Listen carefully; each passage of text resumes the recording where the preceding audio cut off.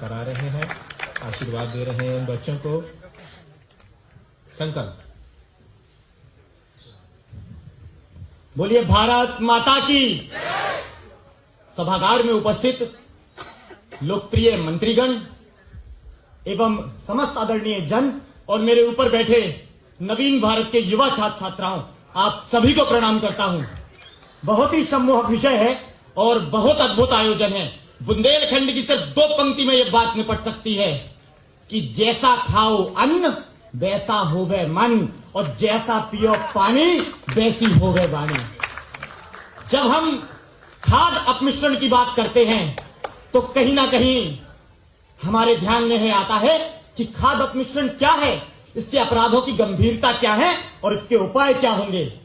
जब हम बात खाद अपमिश्रण की करते हैं तो मैं कहना चाहता हूं, खाद अपमिश्रण सिर्फ एक प्रदेश का या देश का विषय नहीं है। आज के समय यह पूरे विश्व में बहुत तेजी से फैल रहा है। हम जानते हैं कि यह देश उत्सवों का देश है, त्योहारों का देश है। हिंदुओं के होली दिवाली से लेकर मुसलमानों की ईद तक, क्रिश्चियनियों के क्रिसमस से लेकर सिखों की लोहड़ी तक मिठाइयों का अलग ही महत्व है।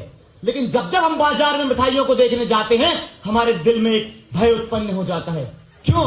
क्योंकि जब हम मेवे से लेकर उसकी सौंदर्यता के लिए सिल्वर वर्क की बात करते हैं तो हमारे ध्यान में आता है कि एल्यूमिनियम की परत हमको चढ़ाकर परोसी जा रही है, जो कि एक मानव के शरीर के लिए कितनी हानिकारक होगी हम सभी जानते हैं। हम अगर बात करते हैं दूध की, जो कि हमारे जीवन में अत्यंत महत्वपूर्ण है, तो आज देखने में आता है कि दूध के अंदर भी आज यूरिया डिटर्जेंट पाउडर मिलाया जाता है।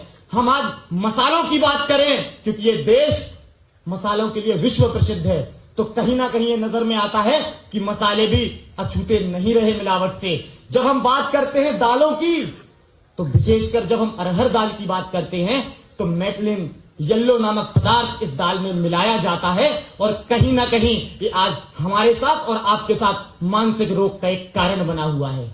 तब यह विषय उत्पन्न होता है कि हमारे जो मानक संस्थान है वह क्या कहते हैं। जब हम बात FSSAI की करते हैं तो उन्होंने एक 2011 में एक सर्वेक्षण कराया और 65,000 सैंपल लिए।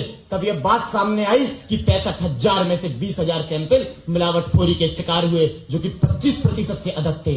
जब हम विश्व स्वास्थ्य संगठन की बात करें तो उन्होंने 2011 में एक रिपोर्ट जाहिर करी और इस देश को बताया कि इस देश में 2011 तक 9 करोड़ लोग आज इस मिलावटी खाने की बीमारियों से ग्रसित हैं, और अगर यह आंकड़ा इसी तरह चलता गया तो 2030 तक इस देश के 17 से लेकर 20 करोड़ लोग तक इस बीमारी से ग्रसित हो जाएंगे।